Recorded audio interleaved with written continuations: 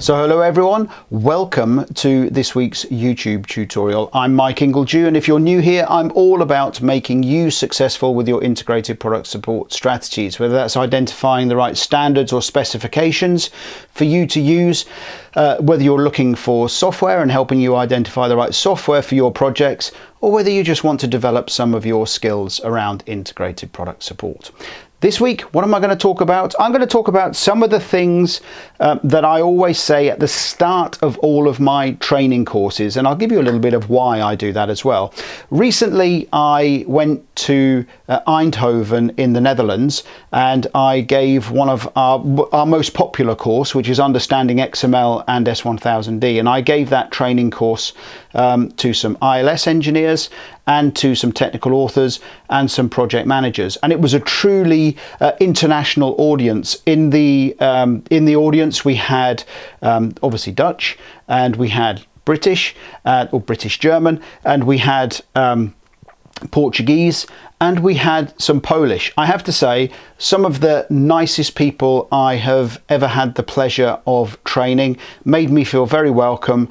And whilst I was in Eindhoven, I managed to get out and about. I like to go and see some things. So not only being British and you go to the Netherlands, you often forget that there are these things called push bikes or bicycles, and I was nearly wiped out a couple of times. The stupid British guy walking down the middle of a cycle lane tends to upset the locals.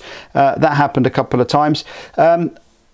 When I arrived in Eindhoven, I actually flew into Schiphol, just outside Amsterdam, and on my way to the hotel I was staying at, there was a Commonwealth war grave area, which I went and paid some of my respects, and it was kind of really humbling. And I think for me, what really makes it even more humbling is that last year or the year before, or pre-COVID, I was at a RAF base where something called Bomber Command flew from, and over in Eindhoven there were some of the graves of some of the pilots from that particular area. So it was a little bit somber. But then, to break the mood, I went to the DAF Museum, which was fantastic, and a little bit square, but once I finally found somewhere to park, and ended up driving down the wrong way of a road right in front of a policeman who just looked the other way, so thank God for that.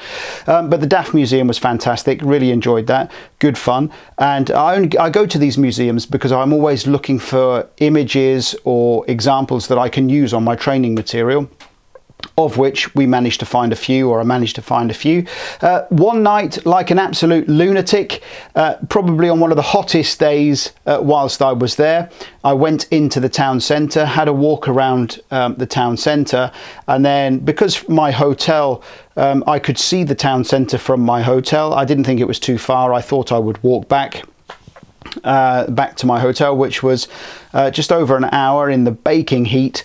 And but what I did learn along the way was that, because the Netherlands is steeped in history, there's lots of little plaques around where areas of the Netherlands were liberated by the Americans and the Canadians and the Brits and those kind of things.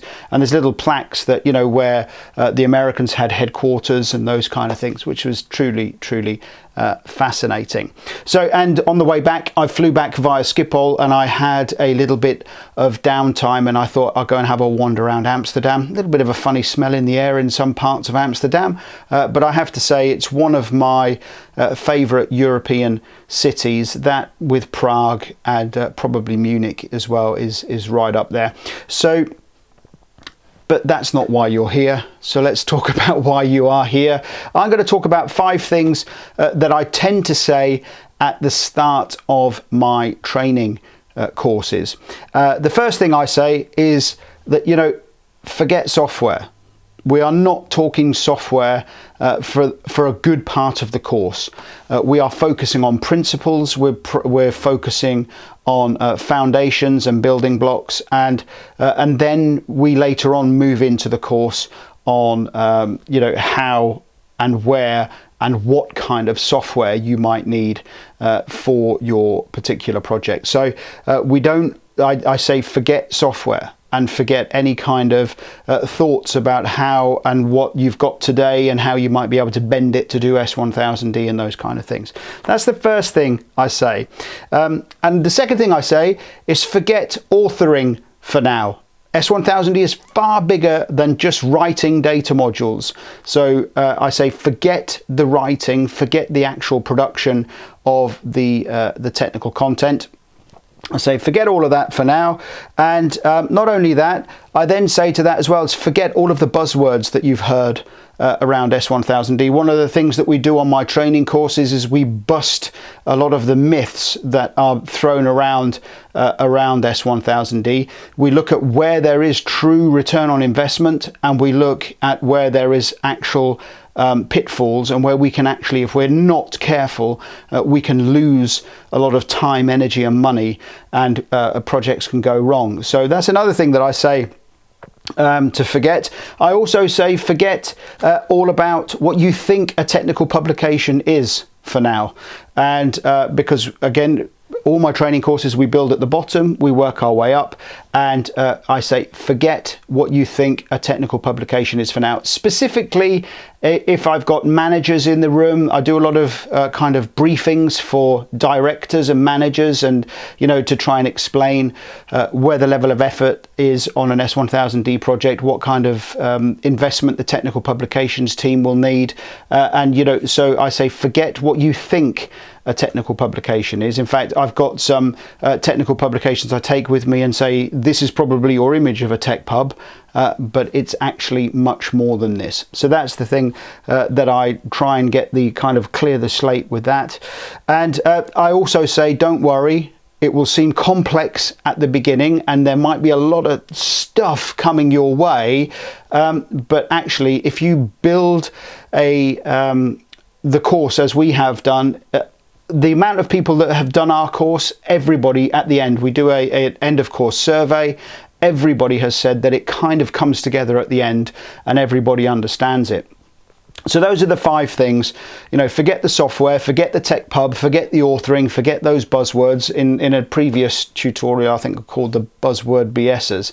And I get really upset about people that just throw buzzwords out there around S1000D, because one of the big ones being data reuse.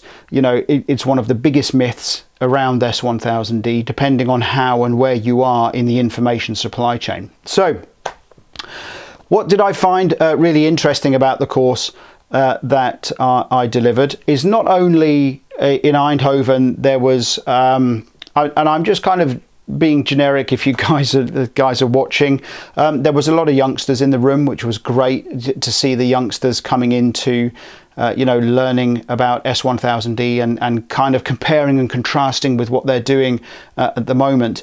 And I kind of always sit there in the corner during breaks. I sit there and listen to kind of some of the conversations that are going on.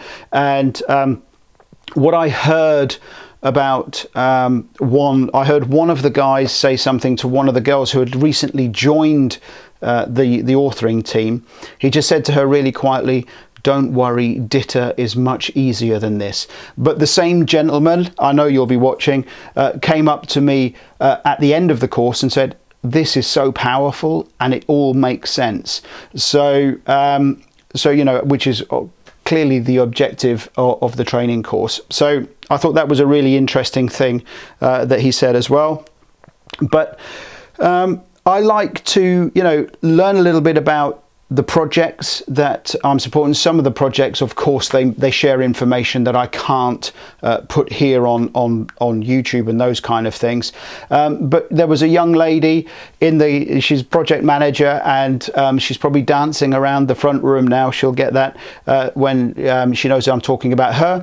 Is that I have a slide on simplified technical English, which was not written by me. It was written by somebody else, and these guys were far more experienced in simplified technical English than I was, and they've actually improved the slide. They've actually given me some tips on how to make that simplified technical English slide even better.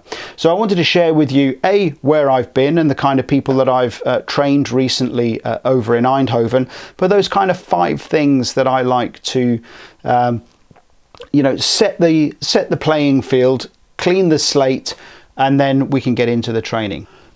Anyway, I hope you found that useful and interesting. One thing we have done is that we have now taken our Understanding XML and S1000D course and we have turned it into an online on-demand course. Link down below, you can go and learn a little bit more about that. Take care and speak to you on the next one.